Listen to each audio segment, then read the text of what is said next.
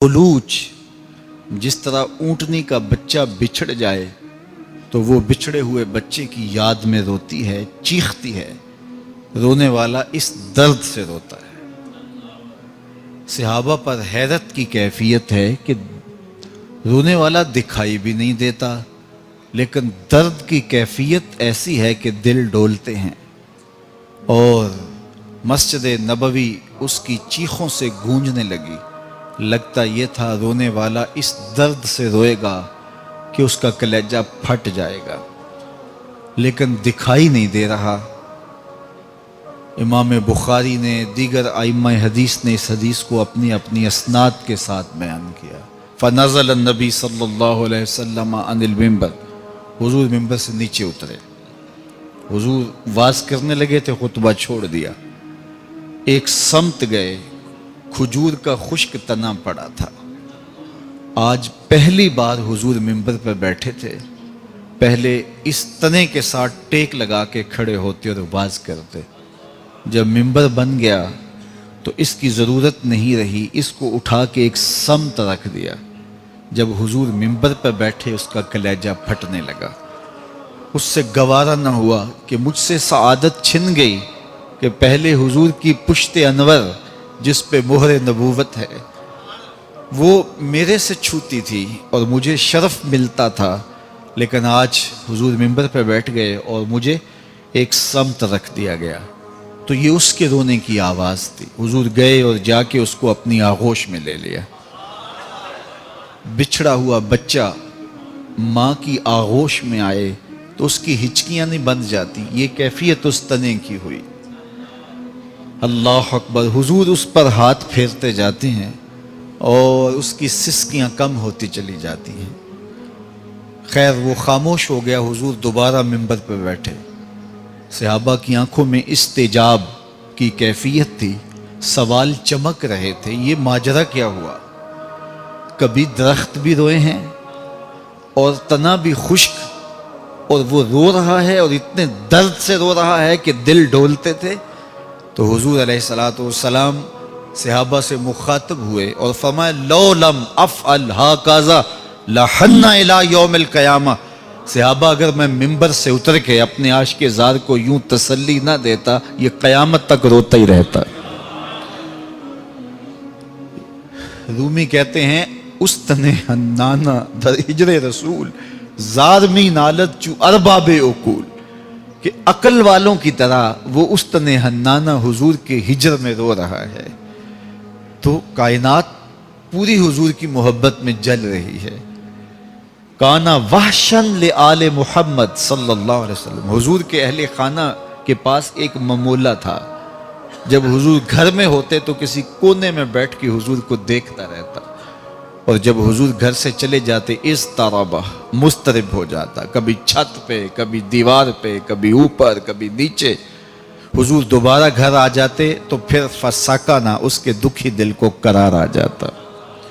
زمین جل رہی ہے، آسمان جل رہا ہے، محبت میں سارا جہاں جل رہا۔ تو ان کا پیار، ان کی محبت ہر سینے میں ہے۔ اقبال نے کہا تھا دل ذرہ میں، دل ہر ذرہ میں پوشیدہ ہے کسک اس کی، نور یہ وہ ہے کہ ہر شے میں جھلک ہے اس کی۔ تو ہر جگہ اسی کی چمک ہے۔ شیشہ دہر میں مانند مے ناب ہے عشق، روح خورشید ہے خون رگے مہتاب ہے عشق۔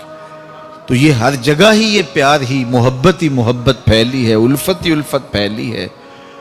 تو یہ تو حضور کا پیار ہے۔ اب حضور بھی تو پیار کرتے ہیں یار، حضور پیار کرتے ہیں تو اتنا پیار پھیلا ہے نا، حضور محبت دیتے ہیں تو اتنی محبت پھیلی ہے۔ تو آج کا عنوان ہے ماذا یحب النبی صلی اللہ علیہ وسلم، حضور کس سے پیار کرتے ہیں؟ تو آئیے سنیے۔ اللہ اکبر، یحب النبی صلی اللہ علیہ وآلہ وسلم الایمان، حضور سب سے زیادہ پیار ایمان سے کرتے ہیں۔ کس سے پیار کرتے ہیں؟ ایمان سے۔ ایمان حضور کو محبوب تھا۔ اللہ کی بارگاہ میں دعا کی اللہم حبب الینا الایمان وزینہ فی قلوبنا، اے اللہ ہمارے لیے ایمان کو محبوب کر دے اور ہمارے دلوں کی زینت بنا دے۔ اور اللہ نے اس دعا کو قبول کیا، اور جواب کیا آیا؟ وَلَٰكِنَّ اللَّهَ حَبَّ إِلَيْكُمُ الْإِيمَانَ وَزَيَّنَهُ فِي قُلُوبِكُمْ، اور لیکن اللہ نے تمہارے دل میں ایمان کو محبوب کر دیا اور تمہارے دلوں میں مزین کر دیا۔ تو حضور کو ایمان محبوب تھا، تو ہمیں بھی ایمان محبوب ہونا چاہیے، اس لیے کہ ہمارے حضور کو محبوب تھا۔ یہ سب سے قیمتی اثاثہ جو ہمیں دیا گیا ہے وہ دولت ایمان ہے، سب سے قیمتی دولت ایمان ہے۔ جس طرح ہم باقی نعمتوں کا شکر ادا کرتے ہیں، ایمان کا شکر ادا کریں کہ یہ نصیب ہو گیا۔ آج ہم شکوہ کرتے ہیں یہ نہیں ہے، یہ نہیں ہے، یہ نہیں ہے، یہ نہیں ہے، بہت کچھ نہیں ہوگا، لیکن اتنی بڑی دولت جو ٹرمپ کے پاس بھی نہیں ہے وہ آپ کے سینے میں موجود ہے، جو امریکن صدر کے پاس بھی نہیں ہے وہ اللہ نے آپ کو عطا کی، کیونکہ یہ سب سے بڑی دولت ہے۔ میرے حضور نے ارشاد فرمایا، میرے دوستوں میں سب سے قابل رشک دوست وہ ہے۔ سنیے حضور کا فرمان، حضور فرماتے ہیں میرے دوستوں میں سب سے قابل رشک دوست وہ ہے جس کا سامان زندگی تھوڑا ہے، نمازیں زیادہ ہیں۔ سامان زندگی تھوڑا ہے، نمازیں زیادہ ہیں، اور لا یشیر